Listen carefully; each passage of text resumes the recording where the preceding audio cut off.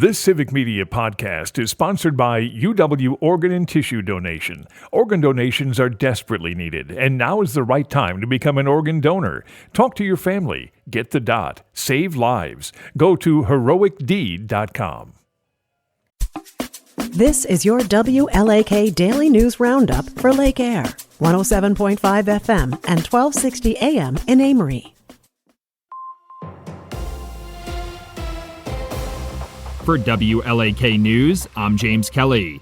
The City of Ashland will host a public hearing on potential improvements at JFK Memorial Airport on Tuesday. The city is considering improvements like runway rehabilitation, installing new lights and signage, and purchasing more land for runway approaches. They are also considering the purchase of snow removal equipment, updating the terminal building, reconstructing airport parking lots, and preparing a new airport master plan. The hearing will be held during the City Council meeting at City Hall on Tuesday at 6 p.m.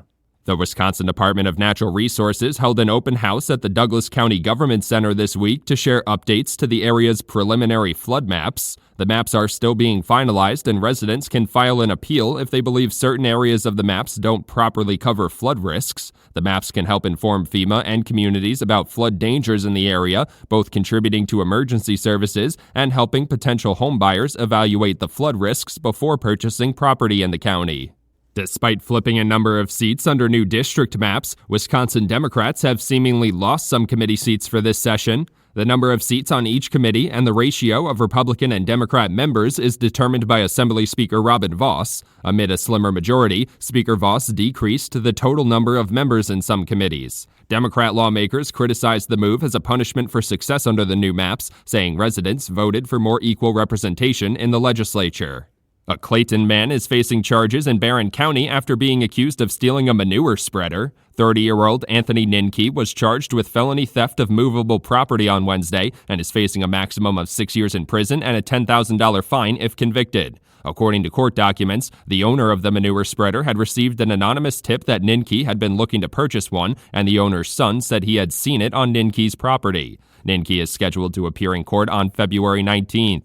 With freezing temperatures across the state, AAA is warning Wisconsin residents that letting their cars sit idle to warm up isn't actually a good idea. AAA officials say driving normally and avoiding hard acceleration will warm up car engines faster, while also reducing wear and tear and exhaust emissions. They're also reminding residents that before they hit the road, it's a good idea to take safety precautions. Drivers should have an emergency kit with warm clothing in the car and keep their fuel tank as high as they can to prevent freezing.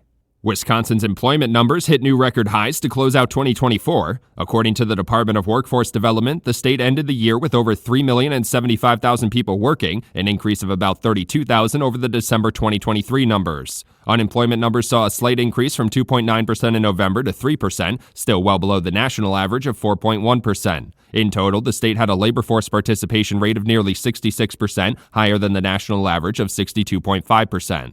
A new report from the Institute for Energy Economics and Financial Analysis found that plans for a tunnel on Enbridge Energy's Line 5 pipeline will cost much more than originally anticipated. According to the report, the organization estimated that the total cost of the project will be much higher than the $500 million estimation the company shared in 2018. In addition to the higher cost, Enbridge Energy is currently engaged in a legal battle with local environmental and tribal groups challenging the Line 5 pipeline relocation project.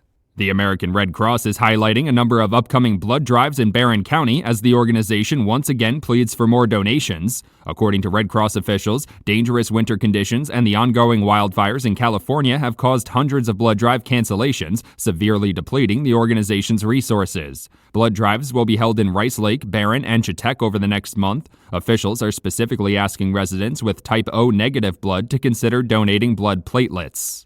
A new report from the Wisconsin Realtors Association found home prices and overall sales rose again in 2024. According to the report, the number of home sales rose by nearly 5% over 2023, and the average price jumped nearly 9% to $310,000. The report also noted that while home prices are rising in the state, they have not risen as quickly as other regions. Experts cited high demand and low supply for the seller's market, and higher mortgages with stagnant income contributing to affordability challenges.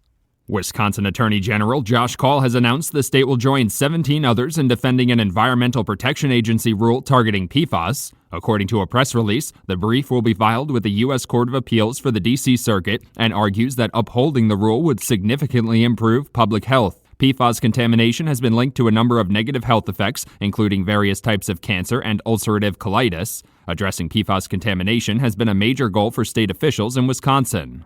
For WLAK News, I'm James Kelly.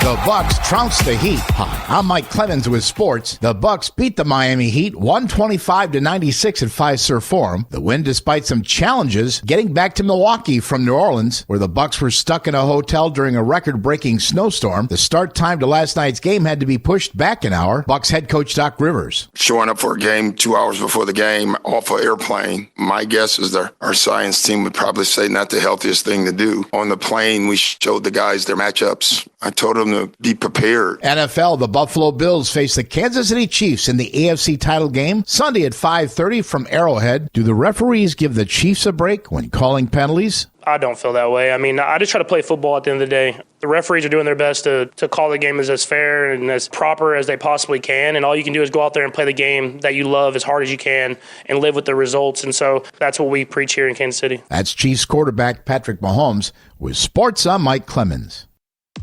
On your entertainment beat, I'm Pete Schwaba. Oscar nominations came out yesterday. 10 movies were nominated for Best Picture. But in the Best Supporting Actor category, there were 5 nominees, including Yuri Borisov for Anora, Edward Norton for his role opposite Timothy Chalamet in the Bob Dylan biopic A Complete Unknown. Guy Pearce was nominated for his role in The Brutalist. Kieran Culkin for the comedy drama A Real Pain. And his Succession co-star Jeremy Strong drew a nomination for his part in The Apprentice. A Complete Unknown, The Brutalist, and Anora all drew Best Picture nominations as well. In the Best Supporting Actress category, it was more good news for A Complete Unknown as Monica Barbaro was nominated, to no one's surprise. Ariana Grande got a nod for her role in the blockbuster Wicked. Felicity Jones for The Brutalist. Isabella Rossellini is up for her role in Conclave. And after showing her musical side, the Academy recognized Zoe Saldana for her role in Emilia Perez. Every film these actresses were in was also nominated for Best Picture. Nice job, girls. We are hitting the height of awards season buzz. The granddaddy of them all, the Academy Awards, are right around the corner, and the nominations are officially out. Let's start off in the category everyone is on pins and needles about, Best Sound. Just kidding. There's pretty much something for everyone, as 10 films from several genres have been recognized in the Best Picture category. Leading the nominations this year is the foreign film Emilia Perez with 13 nominations. The musical tells the story of a drug kingpin struggling with gender-affirming issues. Close behind Emilia were The Brutalist and Wicked with 10 nominations apiece. Conclave and A Complete Unknown also made an impressive showing with 8 noms each. Rounding out the nominees in the Best Picture category were independent films Nickel Boys, Anora, The Substance, I'm Still Here, and the blockbuster Dune 2. There is your list of movies to check out before March 2. You have 6 weeks. Academy Award nominations were announced yesterday after a brief delay due to the LA fires. Here are your Oscar nominees for Best Actor. To no one's surprise, Adrian Brody was nominated for his role in The Brutalist. Timothy Chalamet pulled a nomination for his portrayal of Bob Dylan in A Complete Unknown. If there are heavy favorites, it's probably those two. Rounding out the category are Coleman Domingo for his role in Sing Sing, Ray Fiennes for Conclave, and Sebastian Stan for The Apprentice. It's anybody's game. Speaking of thespians, the nominations in the Best Actress category are also in and include Demi Moore, who makes her comeback, so to speak, in the horror film The Substance, Cynthia Erivo for Wicked, which was not a huge surprise, Carla Sofia Gascon for Emilia Perez, a film also nominated in 12 other categories, Mikey Madison for the comedy Anora, and Fernanda Torres for I'm Still Here. Good luck, all. For more showbiz fun, tune into Nightlight with me, Pete Schwaba, weeknights from 6 to 8 p.m. on the Civic Media Radio Network. With your forecast, I'm Corey Hartman. Chance of a snow shower this afternoon, otherwise mostly cloudy. Highs near 20. It'll be breezy, keeping wind chills below 0. For tonight, mostly cloudy, a low around 17. Windy for Saturday, partly sunny, highs near 28. Breezy Saturday night with a low around 7. Right now, 1 below 0. That's your WLAK Daily News Roundup from Civic Media. Subscribe to this podcast on Spotify, Apple, or wherever you find your podcasts. Find more news at lakeair.radio. The national news cycle never stops, but it can be hard to find news about your local community. Civic Media is dedicated to providing quality local and state news coverage across Wisconsin. With the Civic Media app, you can get notifications about local stories that matter to you and your community. Find the free Civic Media app in your phone's app store and choose notifications from the menu to tell us what kind of news you want to hear about.